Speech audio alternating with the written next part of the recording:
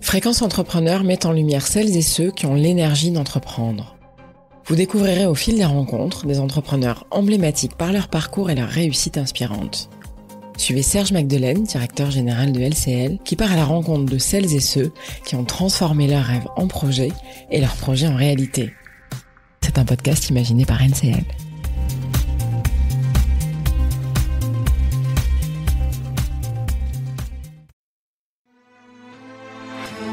Les podcasts du Figaro.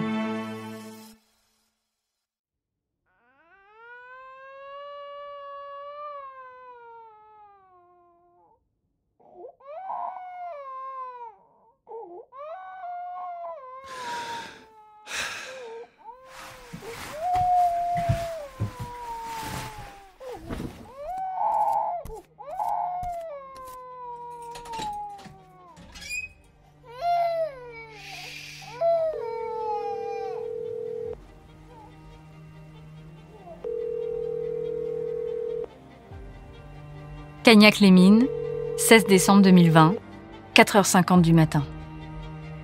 Cédric Jubillard appelle le 17. Sa femme a disparu.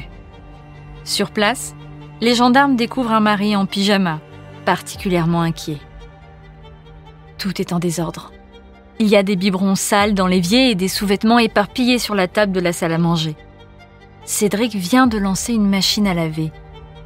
Et à l'intérieur, il y a une couette.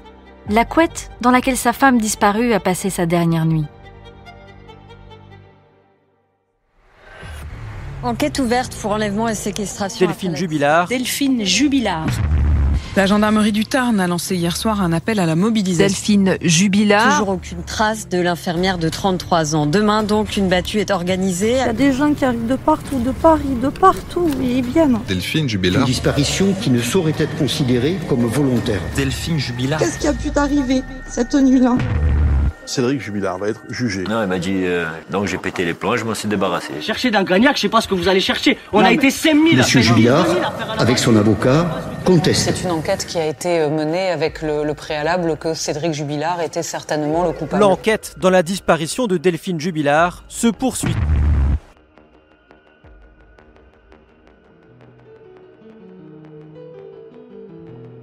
Dans la nuit du 15 au 16 décembre 2020, Delphine Jubillard disparaît. 4 ans plus tard, toute la France connaît son visage, mais son corps, lui, reste introuvable. Pas de corps, pas de témoins, pas de scène de crime. Épisode 4. Cédric Jubillard, l'arrogance coupable.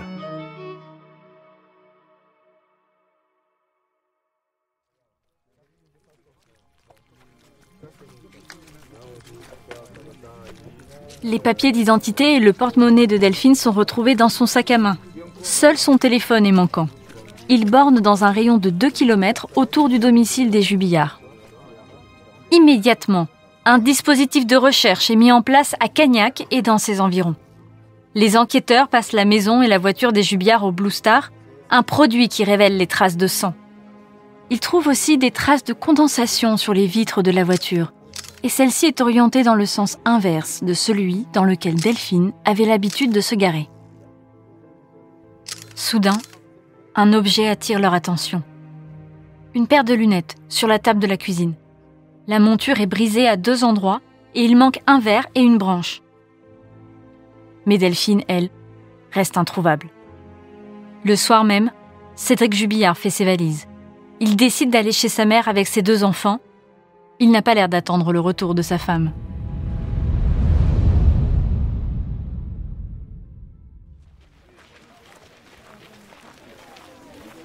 Quelques jours plus tard, une battue est organisée à Cagnac.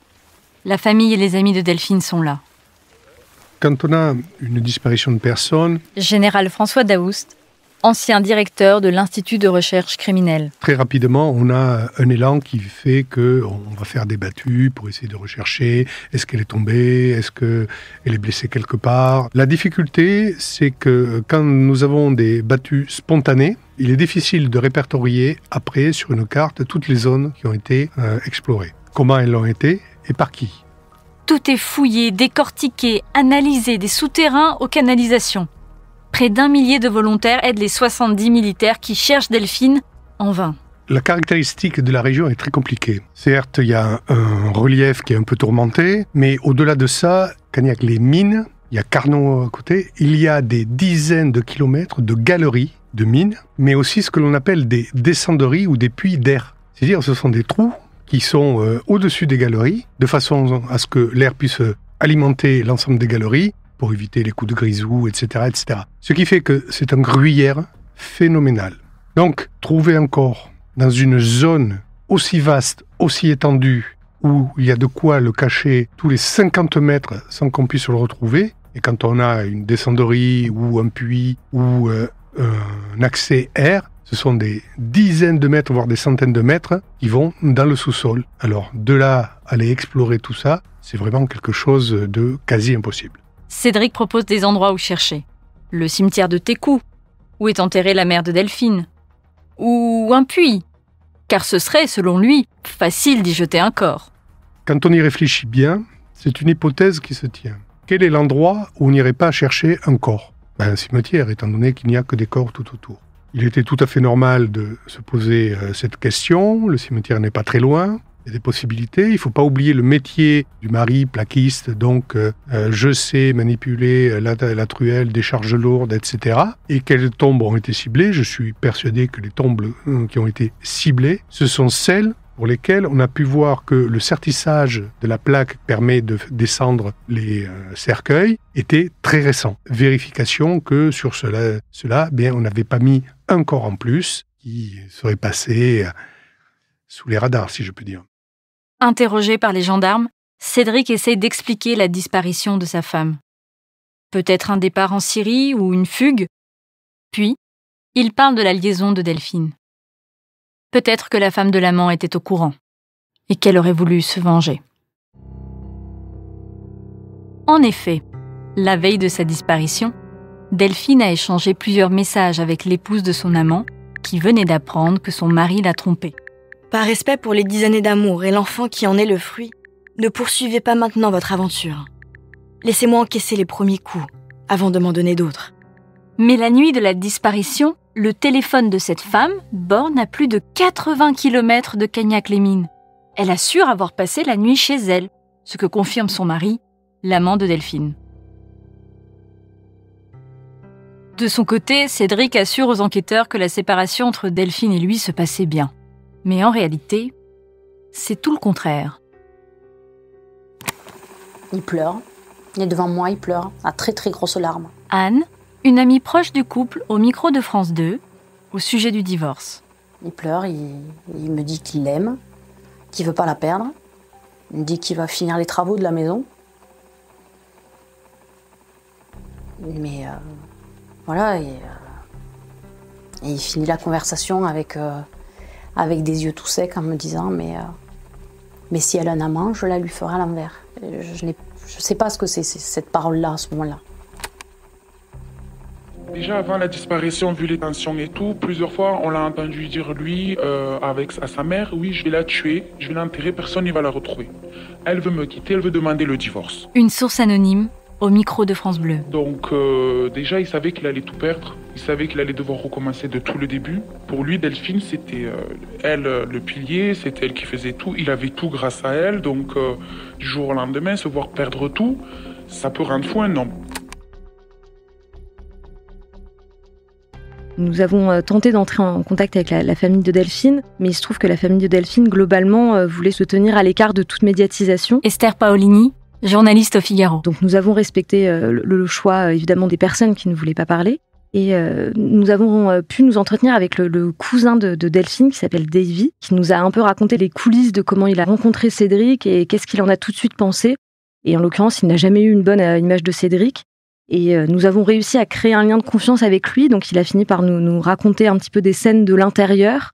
Et on se souvient notamment qu'il nous avait raconté qu'après la disparition, la maison des Jubillards avait été fouillée et Cédric, craignant d'être suspecté, s'était mis à genoux en pleurs devant Davy, en clamant son innocence et en le suppliant de le croire. Et il nous avait confié à ce moment-là qu'il avait tout de suite trouvé que ça sonnait faux. En janvier 2021, un mois après la disparition de sa belle-fille, la mère de Cédric sous-entend qu'il aurait pu tuer sa femme pour garder la maison. Selon elle, son fils aurait pu péter les plombs et faire une très grosse bêtise. Elle va même jusqu'à dire aux gendarmes que c'est un homme lâche et impulsif. Leur fils, Louis, 6 ans, raconte aux gendarmes la nuit où sa mère a disparu.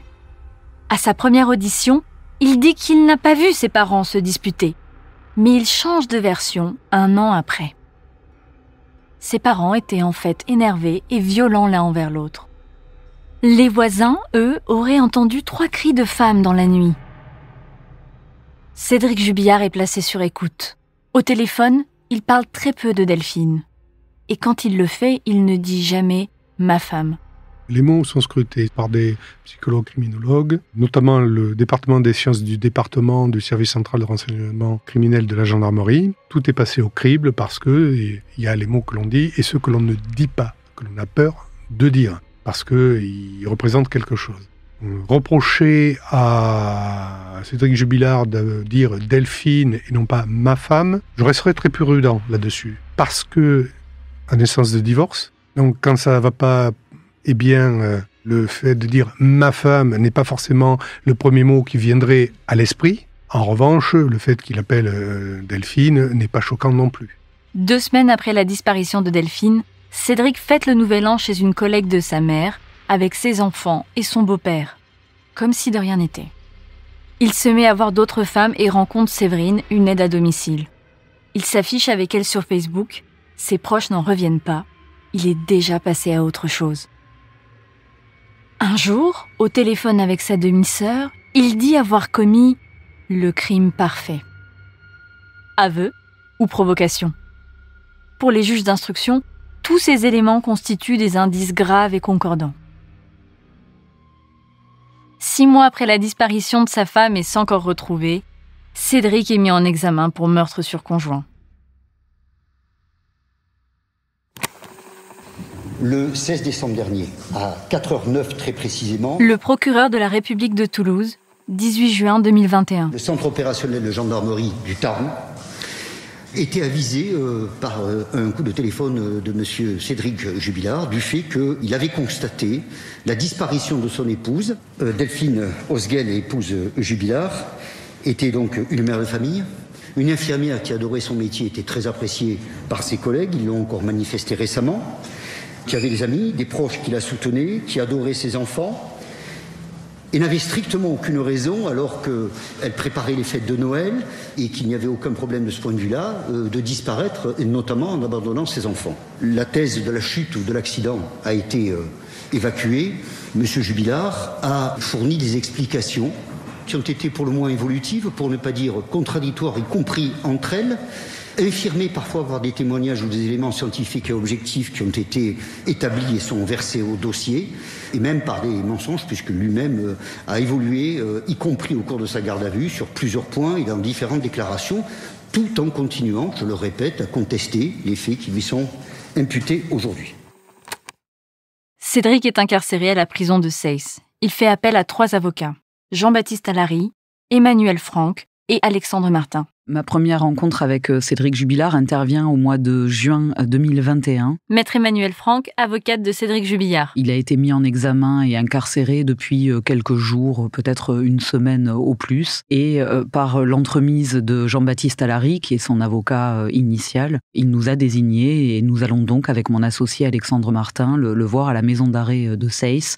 Il est déjà au quartier d'isolement. Et un premier contact qui, de mémoire, est très détonnant. C'est-à-dire que j'ai face à moi un petit garçon immature, en fait, qui comprend pas trop ce qu'il fait là, enfin, a à peu près compris, mais surtout est extrêmement confiant, et je crois que c'est ce que je retiens de ce premier entretien. Il n'a de cesse de répéter, mais de toute façon, j'ai rien fait. On avait l'impression que pour lui, il était là en transit. À la fois, il comprenait qu'il était le suspect numéro 1, il le savait déjà depuis un certain nombre de mois, mais en même temps, cette conviction quand même chevillée au corps que tout cela ne va pas durer très longtemps et que le cauchemar va bientôt se terminer.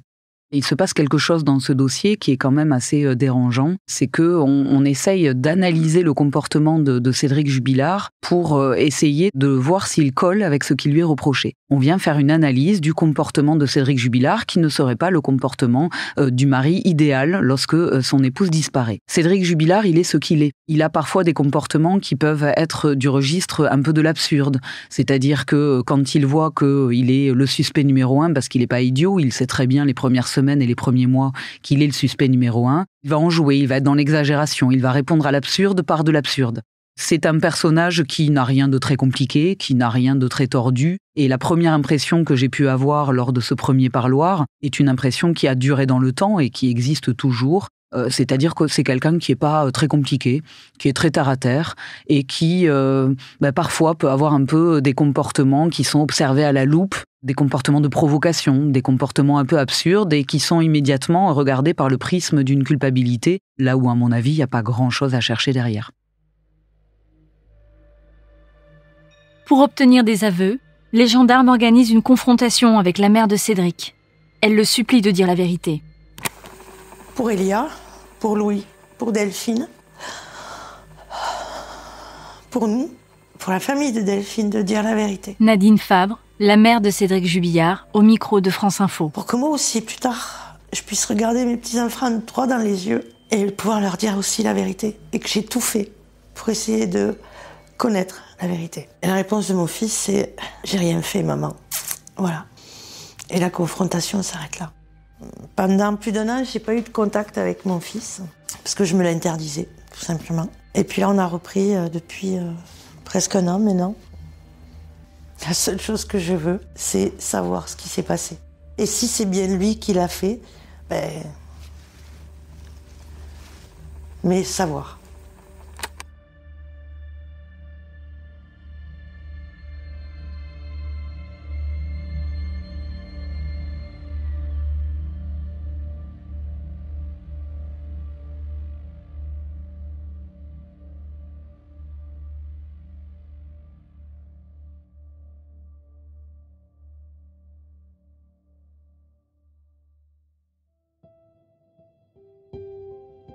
C'était l'affaire Jubilard, Cédric, l'arrogance coupable.